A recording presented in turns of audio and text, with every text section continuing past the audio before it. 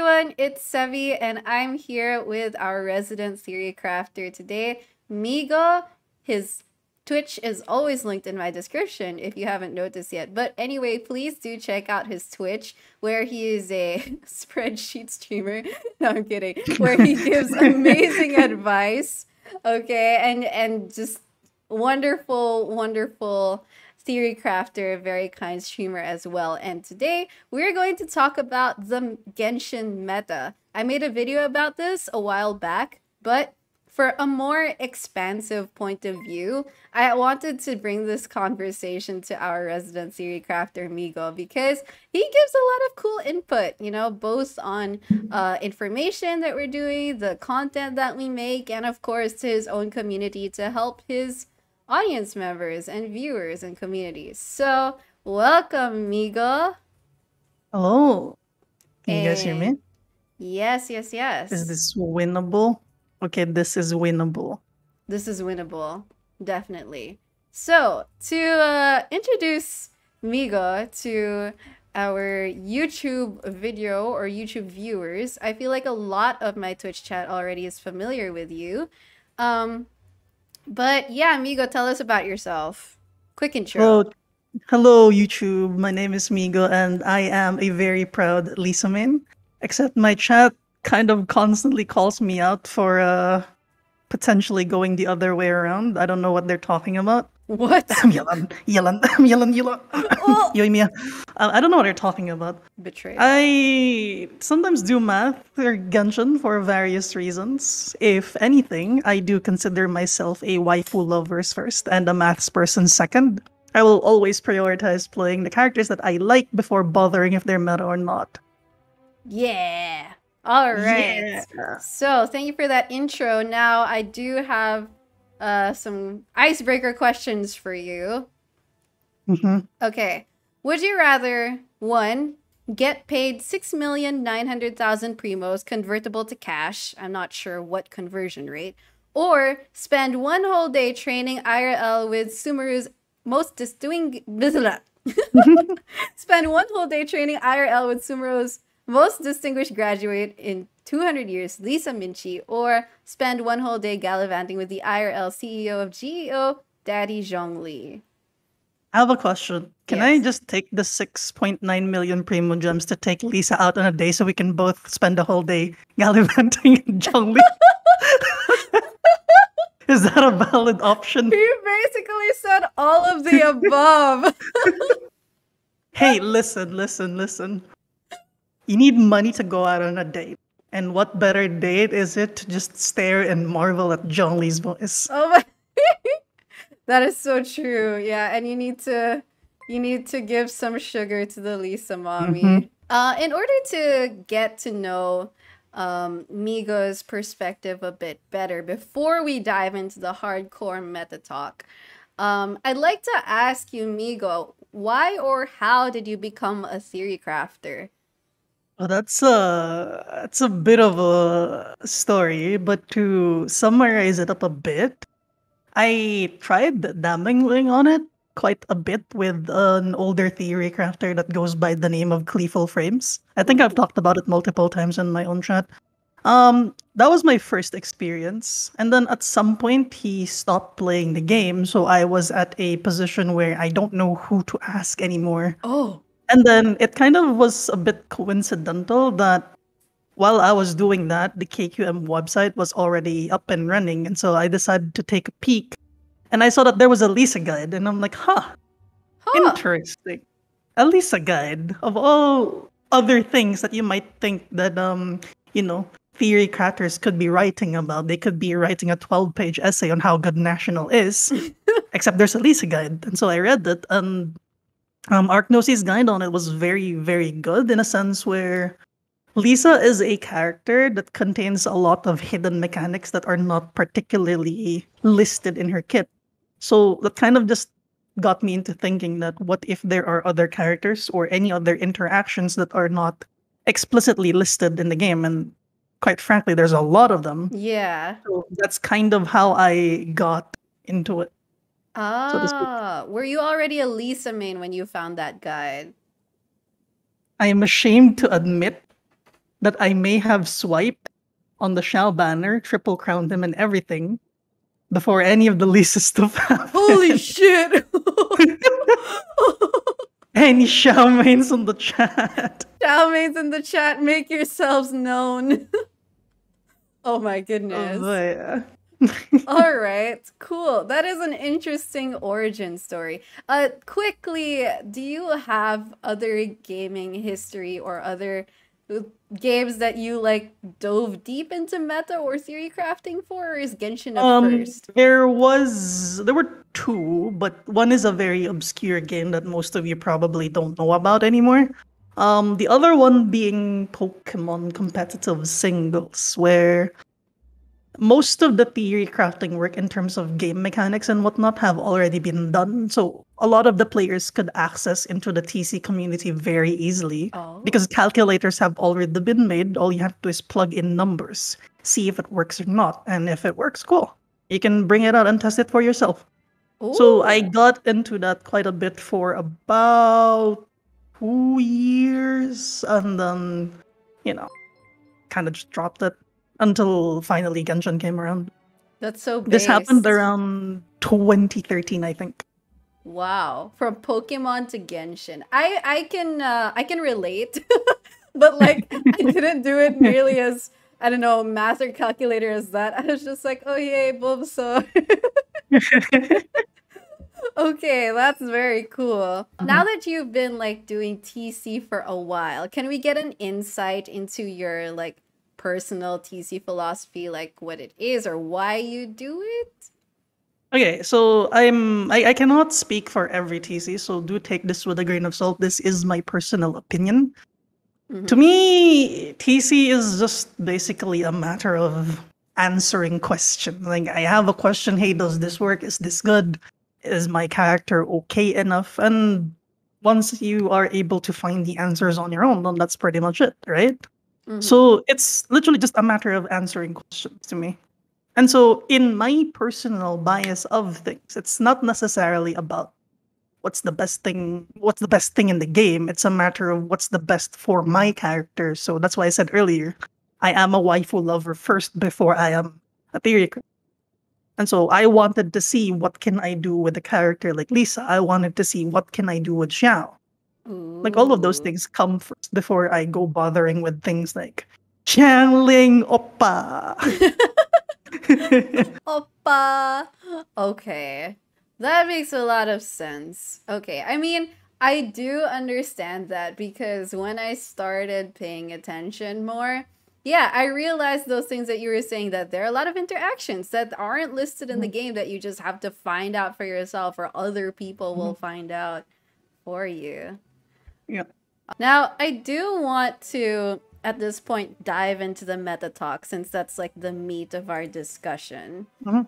Okay, so let's quickly, or sorry, not quickly, but let's dive into our perspectives on meta from a CC and TC perspective. And Sure. if I can go first, just to quickly Yeah. summarize, like what I said in the video and maybe Wait. Can I also just excuse myself for a bit? I ran out of water. oh My yeah, bad. sure, please Okay, go. okay, okay. Go. All right. I'll be right back in for a bit. Okay.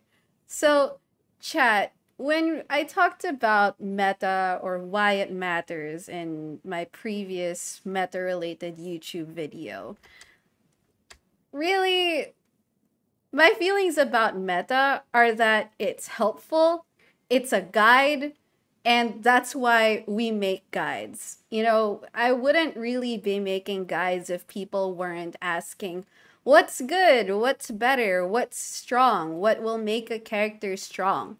And I also very much encourage people to look at meta positively. So, this isn't the sort of meta or meta perspective or meta sayer that will say like if you're shit or if you don't understand meta then you're a shit player. Those kinds of things, okay? So meta in this sense, it's meant to be very neutral. It's not to be used as an insult. And as a content creator, not only is meta content, in the sense that it's what I center my content around, but it's also something that's meant for audiences to share, meant for audiences to talk about, and, players in general to talk about. So, given all that, and I did have this talk with Migo before because I discuss a lot of things behind the scenes with Migo. But given all that, I want to hear Migo's Theorycrafter perspective, or just perspective overall on meta, and like maybe we can compare ours. So go ahead, Migo. Oh, I actually answered this with like one line. When I'm asked about the meta and stuff, I just tell them two things: national on one side, and some iteration of freeze, taser, or Hu Tao team on the other. Because let's face it, a lot of the things that like the theory crafting stuff that I teach or make or like we put on the video probably has something to do with Shangling. Yeah. And it's not because Shangling is like literally the best character in the game. Okay, potentially you can argue that, but that's not the point. My point is that no. It's more of like this. I think that certain units are like the founding points of like certain meta concepts. For example, one of the videos that we worked on was the substat counting video, right? Yes. The reason why I said this goes back to Shangling is because before Emblem of Severed Fate, her most ideal set is 4-piece Crimson Witch. Now, a lot of the people have been expressing that, hey, Crimson Witch domain is so cursed, right? I'm not getting good Crimson Witch pieces. Agreed. And then if you realize, okay, let's look at Shangling. What kind of substats does she use? She uses attack percent, crit rate, crit damage, but also she uses energy recharge and elemental mastery. So that's 5 substats. But if you compare that to, say, a freeze carry, a Blizzard Strayer carry, mainly those characters care about attack percent and crit damage, and then maybe some tiny amounts of crit rate and energy recharge. But for the most part, basically, that's where the idea of substat counting to me started, where Crimson Witch isn't as cursed as you might think it is, because Shangling uses elemental mastery, so does Hu Tao, so does the Luke, so does Vapoemia. I see. So, there's that. But okay. other than that, if I were to think about meta, at least in the idea of Genshin Impact, without making it too complicated, it's honestly really just a matter of are you concerned with the Abyss or not, and it's your matter of motivation. Do you really want the 36-star? Or are you okay with, this might sound copium, but are you okay with settling with 33 stars? The difference between 33 and 36 stars is 1,200 Primogems over the course of 12 months. That's not even a 10 pull, and it's not what's going to cost you your waifu. Oh my god. Wow, the way that you spelled it out, like that 1,200 Primogems over 12 months, you said? Yeah, it's over 12 months. It's I'm not even so a 10 sad. pull. So, like, if you see a lot of your friends or even yourself and you think that it's too hard, it kills the fun for me, I have to play characters that I don't like playing, you're really not missing out much, trust me. Yeah. Okay.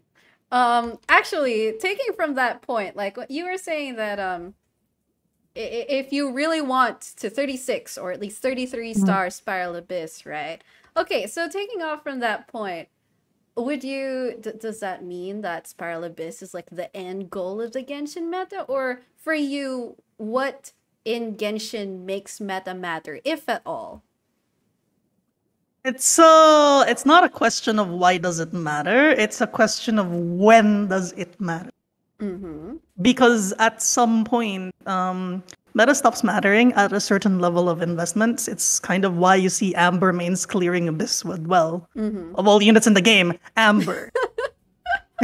So if you're struggling to clear the Abyss, or not just the Abyss, any difficult content for that matter, then that's when you refer to meta. If you're only ever concerned about the overworld, its events, the story, does it matter? It doesn't, right?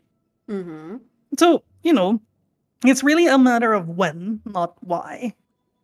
If you are using a weaker team, at a certain point in time, their artifacts are only going to get better and better. And so at some point, you will be able to clear even the most difficult content with the not so much stronger teams, right? Yeah. So again, it goes back to the point of when. Things like national or again Ayaka teams, so on and so on, those meta teams, they take less time to get to that power level Yeah. for them to be able to clear content. But are you concerned with that? Is that a priority for you? If it's not a priority for you, the meta doesn't matter to you. Yeah. Actually, I very much relate to that, having done recently my sister's account. Like, the easiest route, or the path of least resistance, was just to build some iteration of national team and then get a freeze team, and she and her account could actually get several more stars with that. But Right? on that note, I wanted to say that after talking and listening to different content creators and even TCers, I've heard like two main schools of thought regarding the Mhm. value of meta, or at least the value of guides, wherein Right. one would say that um, meta or guides, or trying to get the most out of your input, is an economic practice or an economic issue, like Mhm. an issue of resources, right? And then on the other hand, it can simply be just making your waifus or characters or husbandos perform the best that they can. Yeah.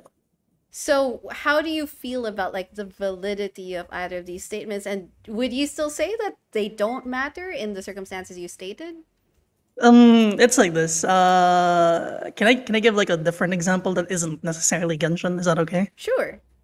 Okay, so imagine you're driving a car on the way home. Let's say that you have two paths that you can take. The most economic way is to go through the one boring straight drive where you just go through a couple of stoplights and then you're back home. But the view on the way there is literally just cars nonstop because everyone is taking it, right? Mm-hmm. Or maybe you could just turn left or right and then suddenly you're going to through a lake, you can see the sunset, all of those fancy stuff. It'll take longer to get home, but at the very least you feel a bit happier about yourself because you took a scenic route, right? Mm-hmm. Now, at that point, right, it's just the question of do you really need to get home the fastest? Is your wife going to get mad at you if you took just 10 minutes extra? Is your food going to get cold that you really just need to take the quicker straight road? Or is it okay to, have a bit of fun, right? Mm-hmm. The thing with Genshin Impact is that really at some point, weaker teams will be able to clear difficult content. It's not a PvP game where you really just have to squeeze the most out of, what you have. That's Yeah. the first example I want to give. The next example that I want to give is if we were to use the is this character worth your primo gems argument. At some point, if this character falls behind national, then the simple answer is no, it's not worth your primo gems. Right? That's why I said earlier, if you really just want to go meta, put national one side, put some iteration of freeze or taser on the other side. Right? So Mm-hmm. what if you already have a freeze, you already have a national team or taser, whatever. At some point, each and every character at that point in time is not going to vertically upgrade your account. So what? 6 patches in, you're stuck with 100,000 primo gems because this character is not worth it. Mm-hmm. You see where this is going. So like at some point, right? If you just have a crap ton of primo gems that you can kind of just spend, then you Mm-hmm. don't really have to worry about it, right? Like you can kind of just go waifu route and eventually you will be able to clear with them anyway. Or if they don't work, then okay, go back to your national and go back to your freeze. And then after you're done with the abyss, you go back to the overworld and enjoy your waifu. Okay, I super get that example, and I super understand your point. I think though, like, in the way that both of us uh create content and talk about characters, there is like a pretty nice comfortable space where we can blend both. like the Mhm. fun and the meta. Like, for example, I would consider myself as someone who does pay attention to the meta, but I also take in the waifu, and like you take the waifu, and you're also a theory crafter. So what about, for example, players like us who don't just pull based on whether the character's better than a national team, but then like pull a character and then I don't know, I guess see how they fit into the meta. Like what how would you describe that space where we can blend both the fun and the waifu and the scenic route, but then also Also make them work in the evaluate. meta. Yeah, exactly. I said that's a very interesting question. If I were to look at it that way, honestly, first and foremost, I would like the people to be a bit patient. If you want to be able to figure out if a character can be meta or not, it might be best to wait for a theory crafter's opinion on it. Uh, I have not seen anyone besides maybe Sasuke TCs see if a character is already instantly good or instantly bad within the first 5 minutes of a character coming out. Mm-hmm. It really takes a bit of time for certain characters to be tested, to be to do number crunching on. It might even come to a point where a character takes even months to figure out that they're best. So at that point in time, I think that the best recommendation that I have really is just uh, honestly just pull.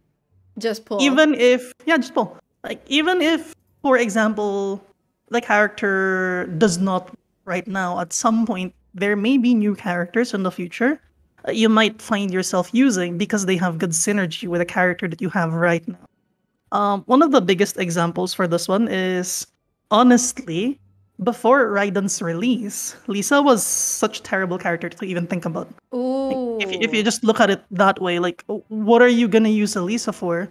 A taser driver? Like, Lisa official Shingcho, maybe Jean? Why would I use that when I can just replace Lisa with Beidou, replace Jean with a Sucrose, and now I have a Sucrose taser? It's a better team, Mm-hmm. right? Why should I use Lisa as a superconduct support for Eula when Visual exists? Mm-hmm. But now, because of Raiden's existence, a lot of those teams where Lisa was a mediocre unit is slightly more alleviated. So an example of this would be the Eula team comp, as I mentioned earlier. Lisa Eula is now a very valid pair because you can just slap a Raiden in there and restore both Eula and Lisa's energy, and so you can just keep repeating the cycle over and over where Lisa's passing buffs to Eula. And funnily enough, if you want your Eula to hit the biggest numbers on your screen, you have to put Elisa in that team. So that is one Ooh. of those things. Like you can just kind of pull the character.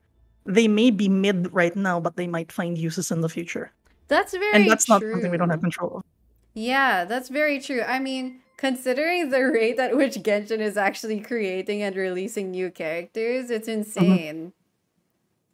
I think a more modern example right now would be Yoimiya, where before the release of Yunjin, Yoimiya really finds it hard to be in the meta because her team is basically Shangling's team, where you put a Shingcho, you put a Bennett in there, you have a vape team, right? Yeah. But because of Yunjin's existence and now Yelan's existence, you can create the exact same format of vape team with Yoimiya, Yelan, and Yunjin, while still freeing up your Xingqiu and Bennett for your Shangling. If that makes Oh. sense. Yeah, yeah, that totally makes sense. And I also very much love that for Yoimiya as a Yoimiya simp myself. Like whenever she gets a new teammate, I'm like, oh yay, Yoimiya's less alone. Yeah, right? Yeah. And it makes her an easier unit to, I guess, not just enjoy, but then like even meta wise to look at without always being in the shadow of like Shungling or national team and Hmm. things like that. Hmm. Okay.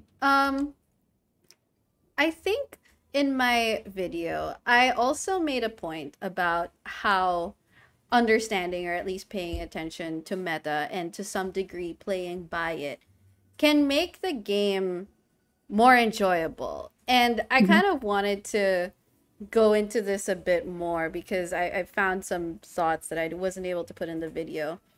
Um, But initially, my thing was that as someone like myself, as a person who doesn't usually game, who Mm-hmm. doesn't have a lot of skill or practice in being good at games, be starting to pay attention to the meta for me was kind of a big thing because it made the game easier.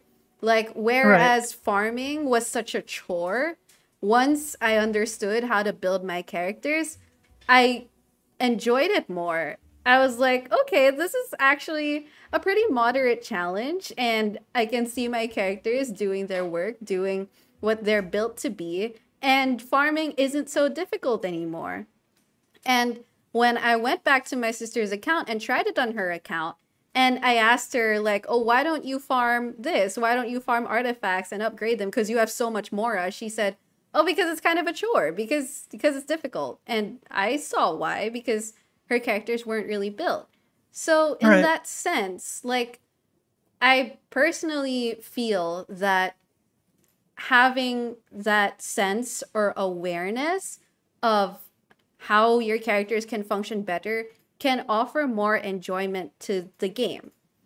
Do Right. you have any thoughts on like managing difficulty or that combat enjoyment? Okay, that's actually a very interesting question because honestly, if I didn't know what I know now, I probably would not be playing Lisa. First and foremost, I'm not sure if any of you watch Vars2 in YouTube. He made a video about why no one plays Lisa. Mm-hmm. So, TLDR is that Lisa is not necessarily a fun character to play for a lot of people because, well, let's face it, she's not exactly as strong. Mm-hmm. So, I think I find some relevance to that statement of Lisa being not strong to just in general, characters not being strong enough and it feels like a chore, right? Mm-hmm. And if you were to ever find ways to make your characters good, it does make the game easier, right? Yeah. And so, to that sense, I don't think it's necessary to learn meta at this point. It's Mm-hmm. mainly just looking for the right guides. And frankly enough, we already have, at this day and age, we already have enough resources to make things more understandable. And I don't want to blow up my ego or anything, our ego for that matter. I think that the substat counting video Plug, made plug. that a lot easier because people did not understand the value of how much am I getting from a single attack percent substance. Should I chase for crit value? Like all of that stuff. Like I've lost count of how many people come into my stream and be like, "Hey, I followed your suggestion about the getting your characters to a certain number of substats. It didn't really matter where Mm-hmm. they went as long as the thought process was good enough. Mm-hmm. It made me clear the abyss, and it made it a lot easier for me." So right, like I see that quite often, and it's like in my head I start wondering. I think that one of the few reasons why people get really frustrated with the RNG is that as opposed to things like character level, weapon level, talent level, those aspects you can clearly see that there is progression. Yeah. You go from talent level 7 to 8, 8 is better than 7, right? But it's a bit hard to see progression when there's an RNG layer behind it. And so Ooh. what I did instead was like I tried to encourage people, hey, count your substats. Right now, maybe you have 15. If within the next 2 weeks you have 20, now you know your character is doing this much more damage compared to your character 2 weeks ago, right? Because that's not Yeah. something that's tangible back then before we released the substat counting video. Back then, that type of information was mainly known by theory crafters, and to us, we see substats as a case of I get a 2% increase per substat. Mm-hmm. That's how we saw it, but like that's not a digestible information back then to the public. Yeah. So knowing these factors kinds of makes it easier because now you know what to look for. Back then we didn't know what to look for. In my personal experience, right, when I first started Genshin, I really had no idea what I was doing. I may speak for your sister. Maybe she did not know what she was doing, but you did, Yeah. right? So you know what to say to your sister. Yeah. You know what to do with her account. Mm-hmm. So it's actually a lot different to like it's interesting to me to see how other people or like the more casual player base see this game, because very clearly to me this game is already way beyond the point where it's hard, right? Because Same. I already know what I'm looking for. Yeah. But the rest of the player base don't. So the goal is to bridge the gap. How do I make this type of knowledge more accessible to the public where they don't have to worry about the difficult math behind it? If that makes sense. Yeah. That makes a lot of sense. And I do like the point about like knowing what you're doing. And I Mm-hmm. was gonna say also that in terms of bridging that gap, I when we were making that video, I actually did like a quick Google search to see if there was like any statistic of how many players were, for example, clearing Abyss, right, relative to other players. And all I found was like this Reddit poll from 2021 where I forget how big the sample size was. It was probably in the hundreds, just in the Mm-hmm. hundreds. So it was like a smallish poll. And then it was like 10 to 15% of those who voted get 33 to 36 stars. And honestly, with in the stage of the game that we are now and among the player base that we are now, that feels smaller than I thought it would be, you know? I often talk to players and guide makers who regularly 33 Mm-hmm. to 36 star things, but then when you look at things in the bigger picture, like, oh, there are still new players incoming. There are still very casual players, and there are players who don't care about Abyss at all, which is totally fine. It's always totally fine. Yeah. But for some reason, I guess that kind of surprised me, and then realized that that gap to bridge is still there, and that our Mm-hmm. information that we can offer is still valuable to others. Because sometimes, you know, sometimes it feels like we're talking to people who know everything. And then It's so different. it is. And then there are players out there who actually appreciate that information, which is always nice to know from a content creator perspective as well. So another thing that I wanted to ask you is how we would define meta, because the definition or the meaning that we've been assigning to meta kind of relates to its acronym or backronym, which is the most efficient tactics available, right? Which Mm-hmm. I feel is also how you equate meta to national team. Because if we're talking about the most efficient, like the number one efficient tactic, it is national team. But how, like, in my opinion, meta can acquire a wider definition, which is even loosely looking at guides or paying attention to builds. And maybe that's doesn't fall under the super most efficient tactic available, but it's like something there. So Just how do efficient you, enough. yeah, efficient enough. So how do you feel about Okay. that? Yeah. I think I don't know the proper term for it, but I usually just refer to it as the degree of appropriateness. Mm. So it's like this. Imagine you and your friend go to a restaurant and then you have your own separate orders. Let's say that I ordered something that costed me $45 and then yours was $47. Do you would you are you gonna ask me what's 45 plus 47? Are you gonna ask me that question, or are we just gonna settle with, hey, let's just give $100 to the cashier and let them figure it out? Yeah, I Right? would. And so there is that degree of appropriateness where I don't need to be very nitty gritty about like the actual thing that's up there, Yeah. right?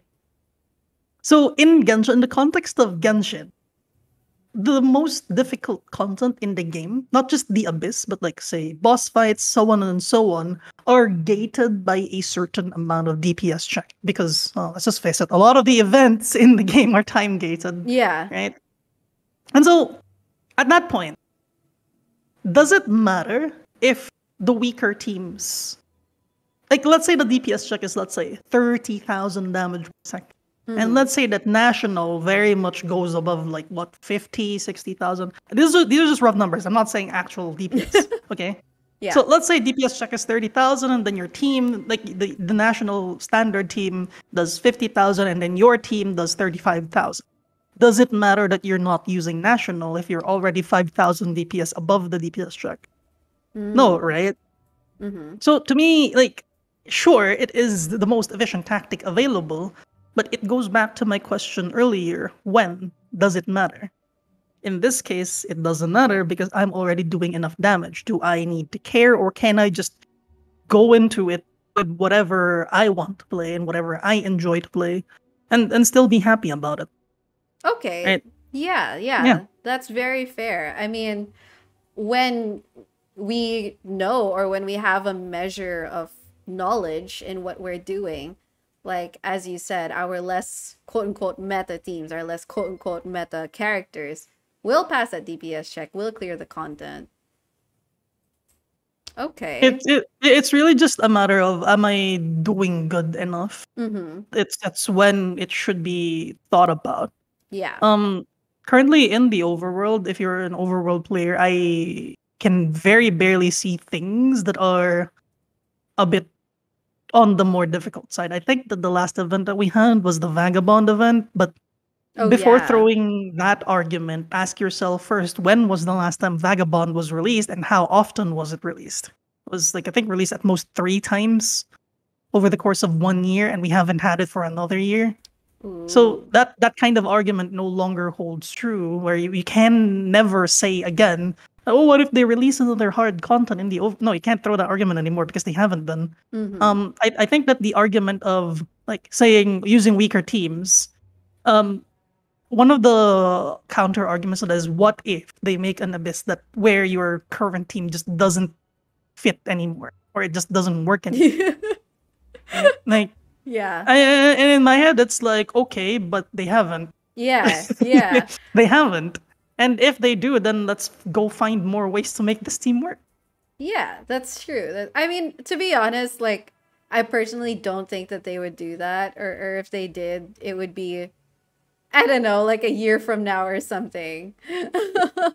But yeah, that's a good point. I mean, either it's enough or it's not, and usually in the overworld, not a lot of problems. Yeah. Um, so just You're to, yeah, okay. sorry, you were gonna say? Oh, I was about to say that there are also some people that are just building for the sake of building. So, Yeah. so like, to them, right? It really doesn't matter if it's the most meta way to do it. As long as I get to finish this character, as long as I get to see this character work, it's good enough. And at the end of the day, motivation is probably the biggest key factor here. Mm-hmm. Like in my case, I tell people, again, goes back to the 33-star versus 36-star argument. If you think that 33-star is good enough for you, realistically, the DPS check from 36 to 33 star is a very huge drop. Ah, On the Abyss, a 36-star clear on floor 12 is clearing it in 3 minutes, right? yeah. But a 33-star clear is clearing it in 5 minutes. That's nearly double the amount of time that you have. Yeah. Nearly double the amount of time that you have for costing yourself 50 primo gems every 15 days. Heck. Like, to me, from a motivational standpoint, it's really just not worth it for a lot of players. So honestly, it's okay. Really, it's okay. It's not copium. It's really just okay. Yeah, it is kind of a like where does your goal end? Yeah. And before we proceed, thank you so much, Calvito, for the 5 gifted subs. I'm glad you enjoyed the D-Look guide. Hey, Dilugin. Hey, Dolik. Thank you, thank you, thank you so much. Very much appreciated. And welcome, and welcome. Okay, so just a few comments, like notable comments from chat. I see Yeah. Abyss as like a puzzle box. I've got built units, but now it's about finding the right teams. I like that. I mean, I like, Yeah. yeah, playing with teams is, I find that one of the more enjoyable aspects of Genshin combat. Let's see. Just like scanning chat. Okay, there we go. Meta this, meta that. Have you ever met a girl before? Well, yeah. I see a very good question. Isn't it about a sense of achievement rather than 50 primo gems? Mm-hmm. Well, yeah, that's why I said your motivation is a factor to it. If you don't think that, you know, getting that completionist achievement is worth your time, then you don't have to. But if you think that that's worth your time, as I said, and you're having trouble right now, and you really think you have to get that 36 star, that's kind of where the meta comes in, right? Exactly. Yeah. Okay, so I think taking a quick step away from like the big deep questions, I do want to ask like some personal opinion or experiences, such Or, as do you have a difficult, spicy, or funny oh God. experience, yeah, relating to theory crafting or meta that you can Hmm. share? Hmm. How do I think about it this way? Spicy, Oh exactly. yeah, yeah, yeah, yeah. Yeah, I may have some things about this. The most difficult ones that I have encountered is like me, this is a personal thing. Mm-hmm. I hate looking at sheets of electrocharge teams. Oh, okay, Like, okay. yeah, I just personally hate it to the point where when I was doing tenacity official math, I tried putting it on two different teams. One is on a Shao team. Like, how much is it worth putting tenacity and official in a Shao team? And then the other one, I did it for the Beidou Xingqiu Taser team. Yeah. And in that calc, I hated EC so much that I didn't even bother putting it in the calc. Yeah, this is I was like, this is the DPS increase that you get from tenacity. It doesn't affect EC, so I'm not gonna put EC in this thing. yeah.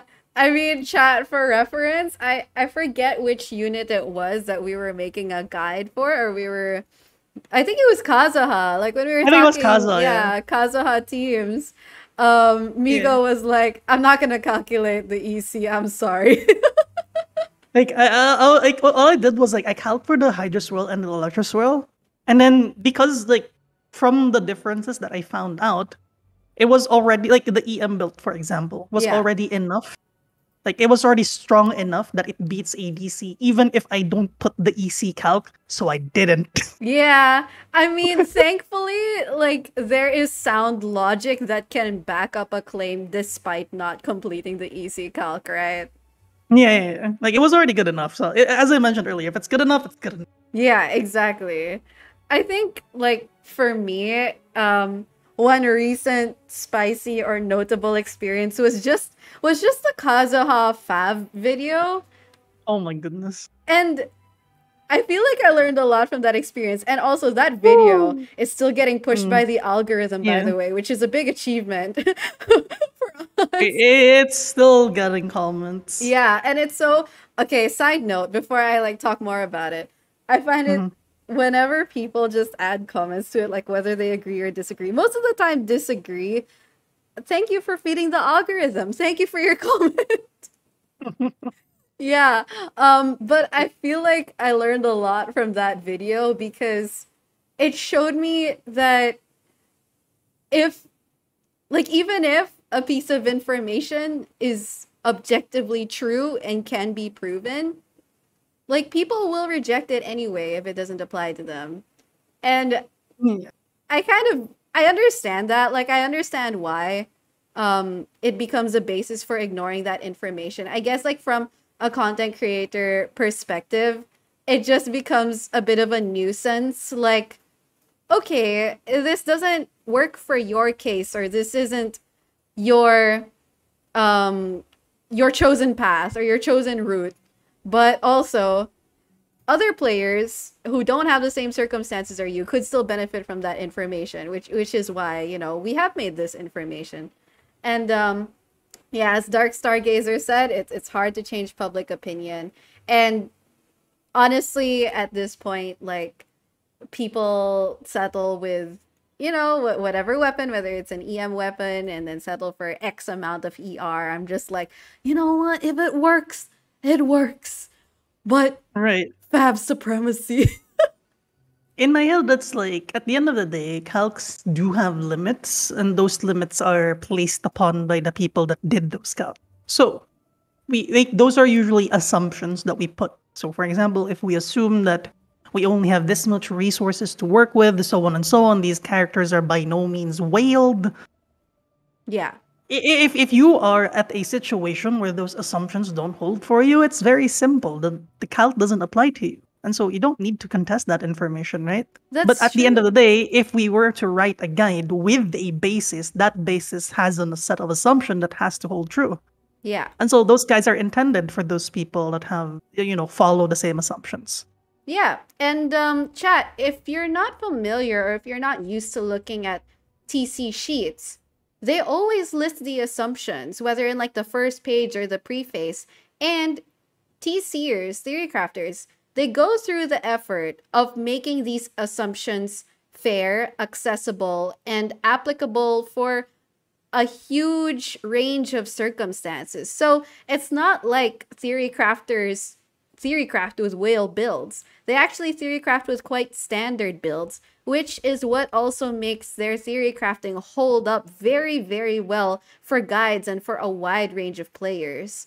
So whether you're in chat or whether you're watching this in YouTube, like that is something I think people should know if they don't yet. Like that is what offers a lot of soundness and validity to theory crafting work. Okay, that was like my piece for theory. No, it's okay. Yeah, I mean, if I were to get any sort of things that I like, moving on from that, if there was anything that I really really hate as well from doing sheets, Mm-hmm. I hate Yumiya's A4 passive. I hate dynamically moving passives. I hate Yelan's A4 passive. True. I hate Xiao's new set. Oh. Like I think every time I have to think about making a new sheet that has something to do with that, I spend like a good 20 seconds just mulling like, why do I have to do this? Yeah, like that is so much pain that I would not expose myself to. So, kudos for continuing. Holy shit. So, yeah, thanks for sharing that. Sheesh. But also at the same time, yeah, go. No, go ahead, finish that thought. Oh, like I mean, as much as there are like some characters that do take a bit of time to calc for, there are some characters that are fairly very easy. Mm-hmm. So I guess those are the okay ones to it takes me like 5 minutes to just put their stats on a page and then calc it right after. Pog. Yeah. You need the fast ones. You need the quick maths ones. Right.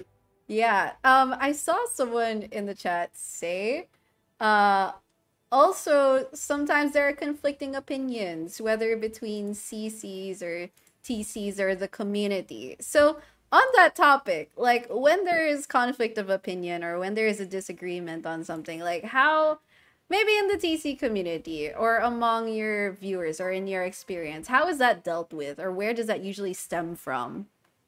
It usually stems from differing assumptions. Mm-hmm. Because again, like usually, right, the basis of the calc is the set of assumptions, and if I put a different set of assumptions, which leads me to a different set of conclusions, well, as the name, as I just said, right, a different set of assumptions leads to a different set of conclusions. Yeah. So if anything, that's kind of where disagreements come, where my assumption does not hold with your assumption, and so my opinion is different from your opinion. Similarly, if my assumption does not hold for a very specific player's circumstance, then my calc does not hold for said player's circumstance. Yeah, that exactly. I mean, it has to be based on assumptions. And right. I guess from a content creator perspective, and well, this still kind of relates to theory crafting and assumptions, but sometimes it's a matter of like what's more accessible, what's more worth farming. And I think a fair amount of content creators do consider accessibility and how much resin something costs. I think that when content creators disagree on something, it also has to do with the assumptions, but also could have to do with worth. Although, in my experience, or at least in the corner of content creation that I'm in, thankfully we agree on most things for the most part, and where it differs is based on the TC assumptions.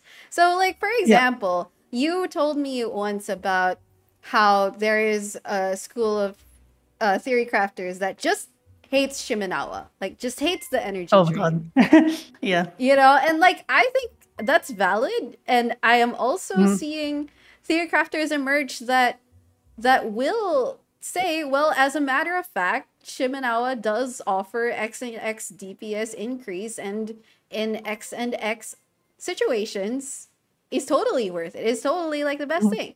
Now, I don't want to go too deep into this discussion yet because that is like a whole other topic. Oh yeah. But I guess that's like a good example. And I wonder, just for the record, Migo, which school of theory crafters do you land in on that debate? I will say this as many times. I don't like Shimenawa.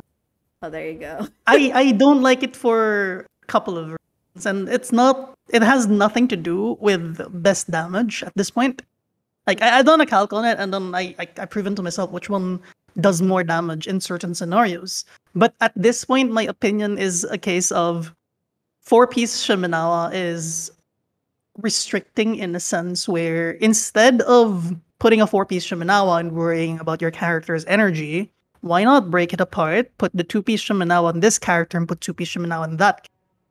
In that sense, you've basically half-built 2 characters. In the case of Yoimiya in particular, 2-piece Shimenawa plus 3 Rainbow on herself is already very comparable damage to 4-piece Shimenawa. Like, the 4-piece passive isn't necessarily the biggest problem in the universe.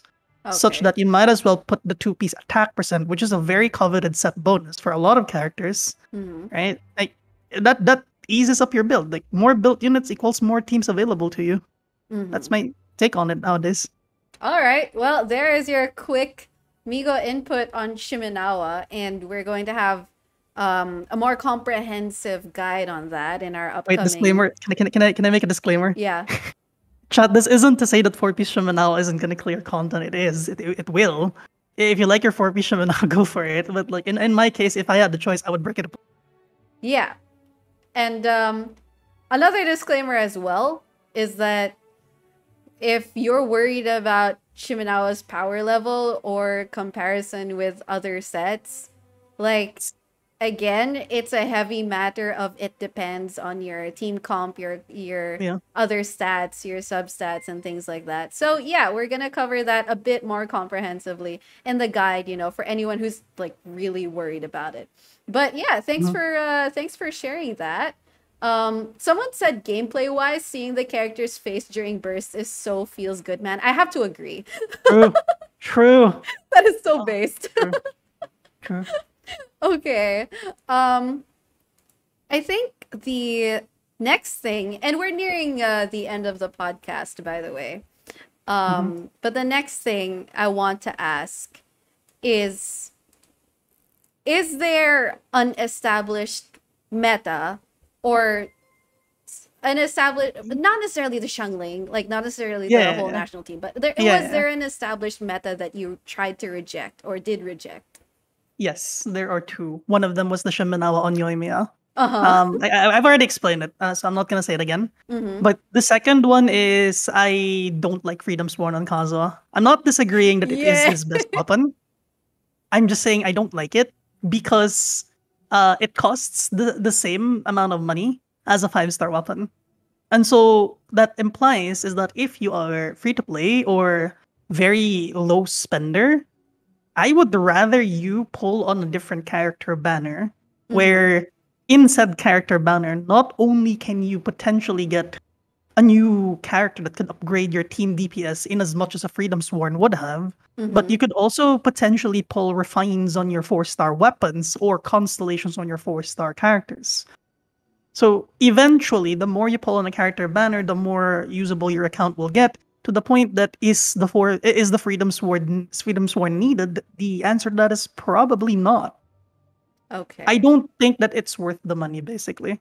Yeah, and like I don't like it. Yeah, we 100% agree with that. Like, if anyone has watched my videos or been on my streams, I am like from the moment Freedom Sworn's first banner came, even my first video on it that Halavi and I did, where we tested just even, you know, the output and things, we were just like, yeah. Yeah. Yeah, it was against an Iron Sting, and I was an Iron Sting Kazuha user for a while, but like even from the start, I was like, Freedom Sworn, not worth it. It's just not. If you're a low spender, that is. If you're a whale, then whale away. Yeah, if you're I've said it about it on stream as well. I haven't done Team DPS calc on it, but I did like really shorthand maths just to check. Is it worth it on my international, for example, because child is probably the direct recipient of it? Mm-hmm. No, not really. Your Shangling will start having ER issues. Your child will stop bursting. Uh-huh. A lot of those micro issues will start popping up that you should probably just use Favge. Yeah. Favge. Favge. Exactly. Okay, on that note, three weapons that are worth risking the weapon banner for, off the top of your head. On the top of my head, oh, this is very hard. Staff of Homa. Okay. Any bow for your favorite 5-star character that is their signature bow. Nice. Wait. This is so hard. Mist Splitter? Mist Splitter. Miss Splitter. Oh, LG or Mist Splitter on the third spot. Really? Not. What about engulfing? No. No? The catch. Ah, the catch. Okay. The catch wins in terms of value. In terms of value for money, chat. It just costs like weeks of fishing. Wallet splitter. Wallet Splitter. Okay. I think we've covered a lot of good topics. And chat, if there are like burning questions that you have, whether they're quick fire, you can send them in and maybe we'll choose some. But a few things that I want to close on or close with is, do you have a message for people who like to misuse meta or misuse theory crafting, whether it's misinformation or it's shitting on other players, or if you have an experience to share with that as well? I do actually have experience on that.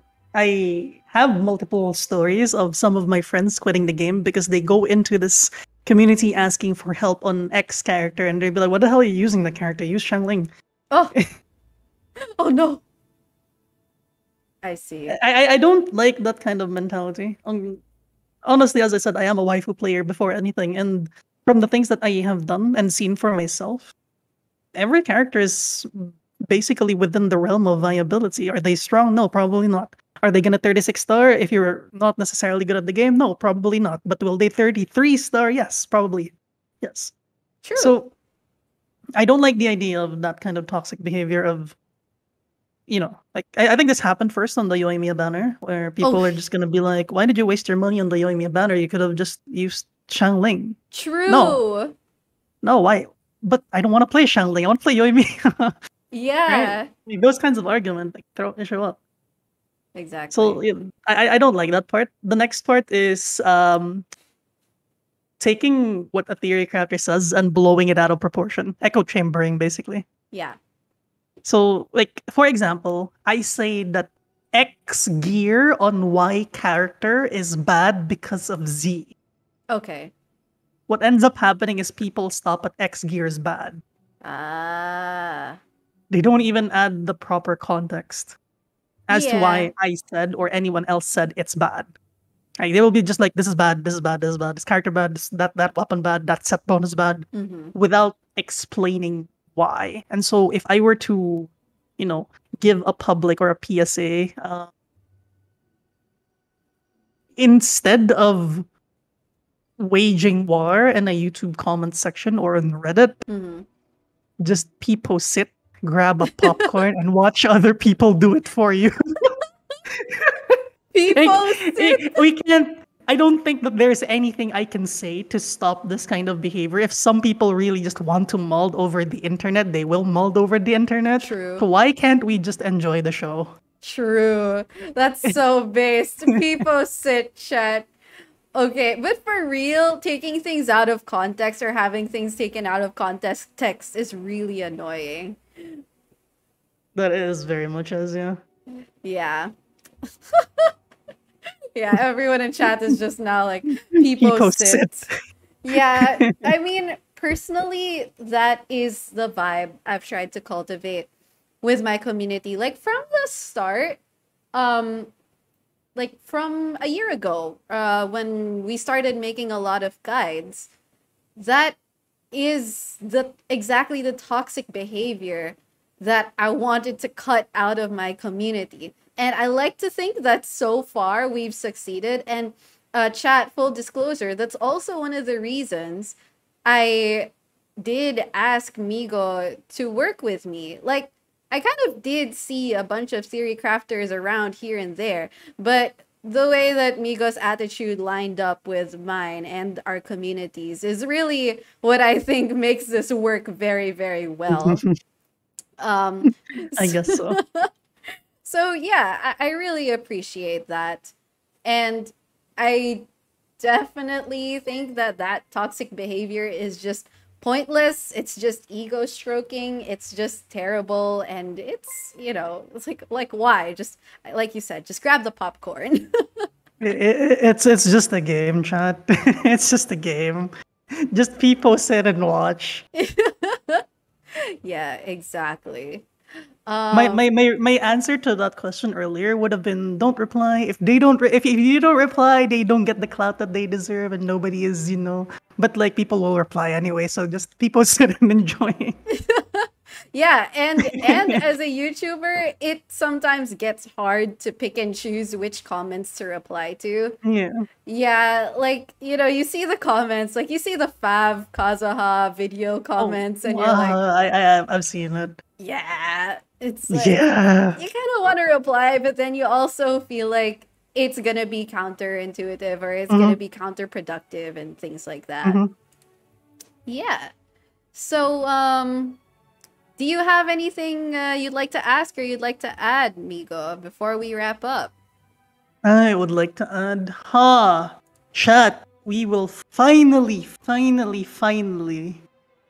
be able to touch grass soon. Yay! Soon! Yay! We are You know what I waiting in the mean. wings. YouTube frogs and Twitch frogs. That has been our discussion on the meta from a CC, aka content creator, and a TC, aka theory crafter, perspective. Migo, TC, do you have any closing words for YouTube frogs that you would like to tell them? Like and subscribe. Yeah. I'm not joking. It does actually help. So It does. we're theory crafting on how to optimize Sevy in the algorithm. So like and subscribe, put a comment, say hi. Aw, thank you. It does help. It does help a lot. And it does help us push our, information, our helpful guides out there. Mm-hmm. Mm-hmm. Yeah. So that's going to be all for this video. If you enjoyed, please leave a comment and tell me if there's any topic or anything that we said that struck a chord with you or that you also want to leave a sentiment on. I love reading your comments. Like, as weird as YouTube comments can be, I do read your comments. So please do that. And don't forget to leave a like on this video. Subscribe to my channel for more Genshin Impact guides and content. And we'll see you all soon. Take care.